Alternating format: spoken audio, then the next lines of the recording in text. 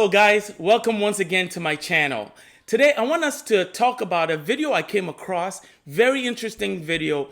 This is one episode from Blue Therapy. It's sort of like a therapy session show on YouTube. And I found this intriguing episode about a couple that I found to be on two different wavelengths. The expectations of the lady was quite different from the expectations of the man. And it's sort of shed light on the state of relationships today in our generation. And it begged the question, has our generation become more vain?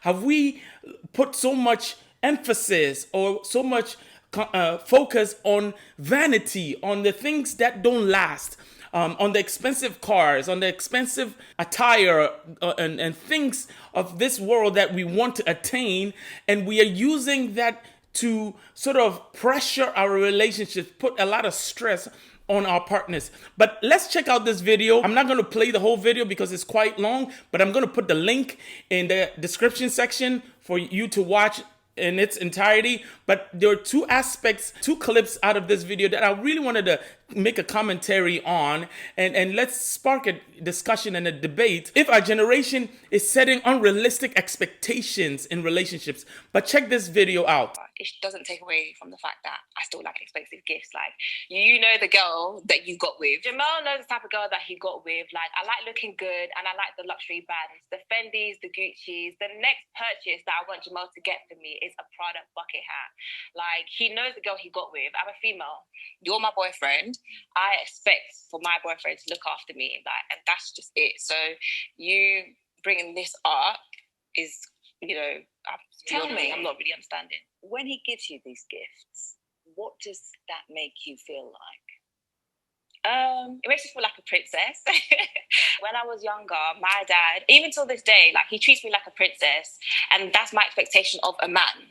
Towards the beginning, he started off like that, slightly, but now it's completely down the drain. Like, there's nothing like that. So I treat you like a princess no more, no? No, he doesn't. Okay, so I want to comment over here. That was a loaded clip. But, it just got me thinking, and it really challenged me as a father of two daughters that it's my responsibility to raise my daughters to end up with men who respect them, honor them, treat them right, take care of them. But you don't want a situation where you are raising daughters that are spoiled, that feel entitled, that have a warped or twisted sense of the world or how relationships should work. I don't know where she got her idea of how relationships work. She expects a boyfriend to buy expensive things, to spoil her, she doesn't even care where he's getting the money from. But as long as you're getting with me, what she's trying to say is, you knew the kind of girl you got with. Somebody who likes expensive stuff, somebody who likes to spend, somebody who likes to be spoiled. And so he signed up for this, right? But it really challenged me that, look, we need to really pay attention to how we are raising our daughters in our efforts to sort of treat them well and to show them how a man should treat them. We don't want to give them a false sense of what the world is or how relationships are, right? We don't want to give them a warped or twisted version of how relationships should work. Watch this second portion of it. Would I say it's something that I learned growing up? Not really, but it's something that I did pick up along the way. And that's how I plan to move forward. And is that the way you like it? Yeah, 100%. I'm pulling faces, sorry. I just think he could do a bit more as a man. My expectations of Jamel is to, yes, be the provider, but then you also have to look after me as my boyfriend. Do you get what I mean? And I feel like there's been a lack of that as of recent. He seems to not want to buy me certain things that I asked for. What, expensive stuff? Yeah, and on top of that, like, I like going to restaurants, Pakistan, sexy fish, and that's the sort of restaurants that I like to go to. Jamel doesn't really, because he's saving for a house, I guess that's the excuse he's using these days. He doesn't want to do what he needs to do as a man, as my boyfriend, as my man. What normal girl doesn't want to go Hakkasan, sexy fish? It's actually the norm. Me and my girls, before we were in relationships, we took ourselves there. So I expect my man to take me there. It's the norm. It's a no-brainer. What are your expectations of him as a man? Definitely to look after me, to cover me financially. I know we've only been together for a year, but you know, that's my expectation from the get-go. So I'd like to get in here, but this is very interesting. Her expectations of a man is to, for the man to take care of her, to buy her expensive things. What I found a little worrisome was when she said that his new excuse for not buying me expensive stuff or taking me where I want to go is that he's building a house or he's buying a house. I mean, seriously? That seems to you like his excuse and something that you don't look at as doing together. Let's build together. Let's, establish a foundation for our relationship to last long. So I don't understand why she's looking at the now, and sort of separating what he's doing long term, the plans he has for them for the future. She's not looking at that. She's looking at something he wants to do. He wants to save. He wants to buy a house. He wants to establish businesses. But she is looking at what can you do for me? And her expectations, I don't know who her role models are, where she got this idea of how relationships should work. It is quite disturbing to me. And it sort of speaks volume to the kind of generation we live in. I came across a video where a lady was saying she's not going to talk to any kind of man or talk to a man who doesn't make $8 million or more, and so these people are putting out videos on YouTube and Instagram and, Instagram models and sort of showing the fast life, the good life, the expensive life. And these people are also speaking on relationships and telling these other women that, hey, you need to level up. If you want to, a man to really adore you, you need to buy expensive stuff. You need to have him buy you expensive stuff. But this is the situation we find ourselves in our generation. But let's continue. And Jamal, what are your expectations? It's funny she says that because I feel like I do that already. I think the question I've actually got for Deborah is, what exactly do you bring to the table? Are you joking? Yeah. That's rude. That is very rude. I don't should he be asking me that? That's actually rude. But I bring a lot to the table. You know that I have a 9-to-5. You know that I have a fashion business that I'm about to own. Yeah, which I help you with. Yeah, you help me with it. But I don't think it's right for you to say, what do I bring to the table? So are you trying to say I don't bring anything to the table? I feel like you could just definitely do a bit more. Obviously, me leading the finances, obviously, as I said, I'm the provider. I feel like Deborah can definitely do a bit more. Obviously, I feel like she's actually anchoring me rather than both lift or elevating together. Well, when you get the house, then maybe I could do more. But for now, the house isn't here yet. So you don't want to do nothing else. So I will hold up my end of the, relationship. But at this present moment in time, it's up to you as a man to get us there. That's just my view. Okay.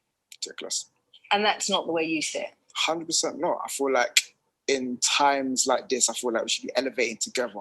Yeah. Like, this is the reason why we're actually in therapy right now. Okay, so how would you like me to help you? I don't understand. Do you even save?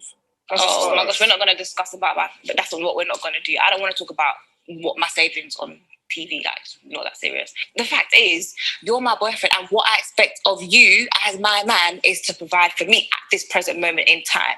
Like I said, when we get married, if we get married, then we'll think about things that I need to do. But for now, you need to take us there. That's just it. Wow, this is quite interesting. That was another loaded portion of this video, and it's mind-blowing that is she for real? Is this a joke? I mean, is this a real relationship? And, it's sort of problematic for me looking at this video and looking at this relationship. It's sort of like a recipe for disaster. They're on two different wavelengths. They're on two different worlds. He is thinking about the future. He's thinking about building. And he asked a very compelling question, a very important question. What exactly do you bring to the table? What exactly do you bring into the relationship? Because all I keep hearing from her is, oh, you as my man, as my boyfriend, you have to do this, you have to do this, you have to do this. And what even baffles me the most is the fact that she doesn't even seem to be interested in the acquisition of the house he's working on. She doesn't even seem interested in that. She thinks that is his excuse. She thinks that is his project. And she's saying, if you buy the house, then maybe we can talk about what my contribution is. Woo! That will make me run away. If she's coming towards me, I will run the other way, because she's basically showing you exactly who she is. And guess what? You put a ring on that finger, you get married to a woman like this, she's gonna say, well, guess what? You married me. You knew who I was. Just like she's saying when in their dating relationship, you knew the kind of girl you were getting with. A girl who loves expensive things. Same thing she'll be saying in marriage, saying, you knew the kind of girl I was. My expectation was you always have to buy the stuff. I don't contribute anything. Don't talk about my savings. Don't talk about my business. Don't talk about my job. Let's talk about you and what you do for me. So that is a recipe for disaster. I mean, there's so many warning signs, and it's so problematic. For a man to say, I feel my girlfriend is anchoring me, I feel like she's holding us back, I feel like what she needs to do is to elevate us both together. I mean, seriously, it's so problematic. If we want to go back to the Garden of Eden and the purpose of Eve coming into Adam's life is so that both of them build together. They named the animals together. They named the trees together. They built Eden. They sort of made it flourish because God put them in charge of it. But if you're saying you want the man to take care of you, what can he do for you? What can he buy for you? Oh my goodness, you're just asking for this relationship to cause so much strain and pain and pressure on this guy. And I don't know where it's going to end up. But I hope this therapy works for them. I hope this, relationship works out and they fix what is broken. But from the looks of things, that looks like a dysfunctional relationship in the works. And for her to even say, if we get married, I mean, seriously, let this guy get on hard times. And she's probably going to go on to the next guy, the next rich guy.